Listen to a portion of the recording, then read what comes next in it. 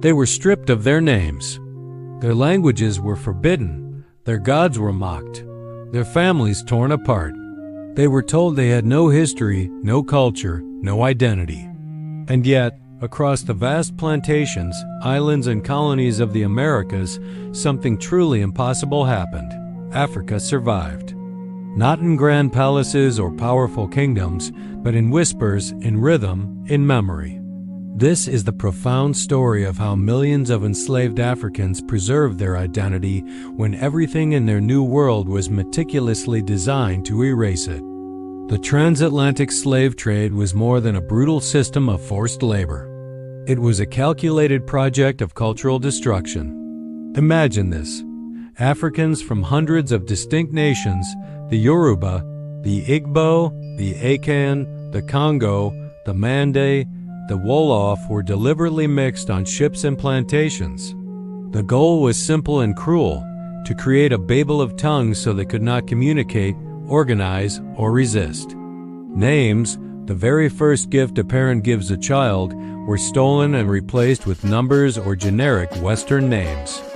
The sacred drums, the heartbeat of African communities, were banned, feared for their power to send messages across miles. Speaking their native languages was a crime, often punished with extreme violence. Their spiritual practices were deemed witchcraft and criminalized. The colonial powers believed that if Africans could be made to forget who they were, they would become easier to control docile, compliant tools. But identity is not a piece of clothing that can be so easily discarded. It is a river that, when blocked, finds new channels. It adapts. For inside every captured African, there was something no chain could restrain, no whip could destroy: memory. Elders, the living libraries of their people, whispered stories of home to children born into the nightmare of bondage. They passed down folk tales like the adventures of Anansi the spider, which traveled from West Africa to the Caribbean and the American South. These weren't just children's stories. They were manuals for survival, teaching the powerless how to outwit the powerful through intelligence and wit, not brute force. Proverbs, filled with ancestral wisdom, survived. Core values like community and respect for elders survived. The very way they saw the world, their worldview, survived.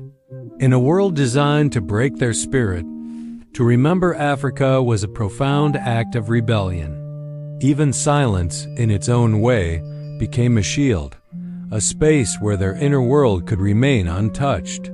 Drums were feared by enslavers for a reason. They spoke a language the masters couldn't understand. They were the internet of their time, a tool for communication, celebration, and revolution. So when the physical drums were taken away, Africans became the drum. They used their bodies as instruments. They clapped their hands in intricate, interlocking patterns. They stomped their feet on the wooden floors of praise houses and the packed earth of the fields. They sang powerful call and response songs, a musical structure rooted deeply in African traditions, where a leader's call is answered by the community's voice. And from these rhythms, these clandestine expressions of an unquenchable spirit, new worlds of sound were born. The sorrowful, hopeful melodies of the spirituals, the raw, emotional storytelling of the blues, the improvisational freedom of jazz, the vibrant pulse of samba, revolutionary heartbeat of reggae, the complex beauty of Afro-Cuban music. Each of these genres, now celebrated worldwide, carries the DNA of Africa in its scales, its polyrhythms, and its dedication to telling a story. Music became their forbidden language. Music became their collective memory. Music became their ultimate tool for survival. African spirituality was not destroyed. It was masterfully camouflaged. Faced with forced conversion to Christianity, enslaved Africans didn't abandon their gods, they hid them in plain sight.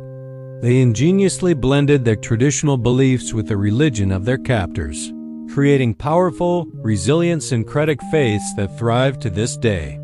In Haiti, it became Veru. In Cuba, Santeria. In Brazil, Candomblé. In Jamaica and across the Caribbean, it was known as Obia.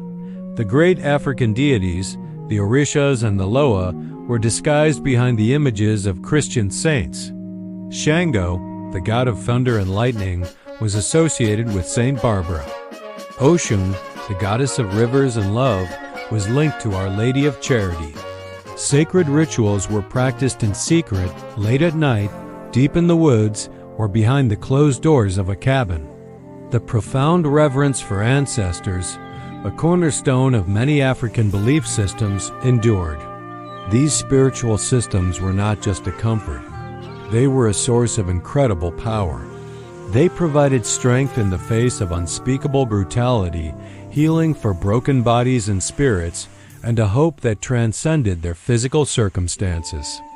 And in Haiti, it was this spiritual unity and power, channeled through Vodou, that helped ignite and sustain the only successful slave revolution in human history.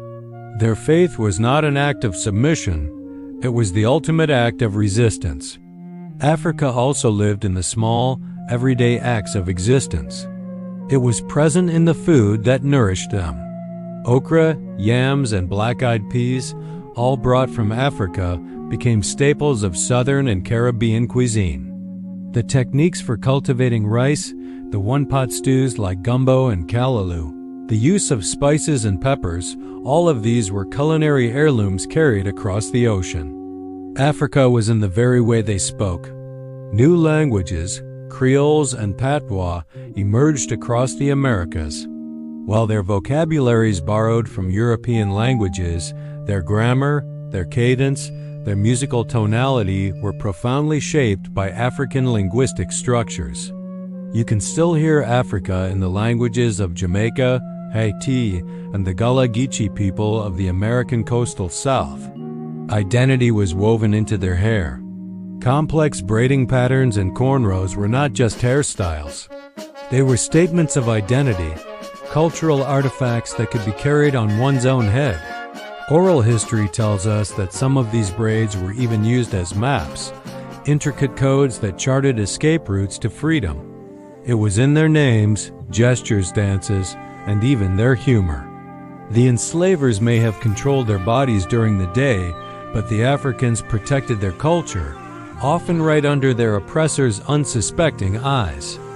The system of slavery was designed to destroy the family, the fundamental unit of any society. Husbands were sold away from wives, and children were torn from their mothers' arms.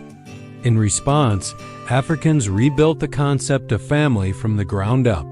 Fictive kinship networks arose, where community members who were not related by blood became aunts, uncles, brothers, and sisters to one another. Elders became revered grandparents to all the children, ensuring that cultural knowledge was passed down. These communities became nations within nations, providing the support and love that the system of slavery sought to annihilate. And for the bravest, there was another way: escape. Across the Americas, from the mountains of Jamaica to the jungles of Brazil and the swamps of Florida, escaped Africans formed independent, self-governing communities known as Maroon Societies. Places like Palenque de San Basilio in Colombia or the Quilombo dos Palmares in Brazil were literally free African territories in the heart of the Americas. In these hidden sanctuaries, they spoke African languages, recreated African systems of governance, and fiercely fought to defend their freedom for decades, sometimes centuries. Africa did not vanish. It reorganized, it resisted, it rebuilt. Today, the legacy of this incredible story of survival lives on in millions of people across the Americas. You can hear it in the music that has shaped global culture. You can feel it in the spiritual energy of churches and temples from Harlem to Rio de Janeiro. You can see it in the ongoing fight for justice and equality, a struggle for freedom that began on those very plantations. It is a story of pride of a people who, despite every effort to dehumanize them, held on to their humanity. What survived the horrors of slavery was not just a group of people, but an entire civilization that refused to die. They were enslaved, but their identity was never erased. Africa crossed the ocean, carried in the hearts and minds of its people. And it is still speaking to us today. They tried to make Africans forget who they were. Instead, they ended up teaching the entire world who Africans are. Thank you for watching. If this story moved you, please consider subscribing for more deep dives into our shared history.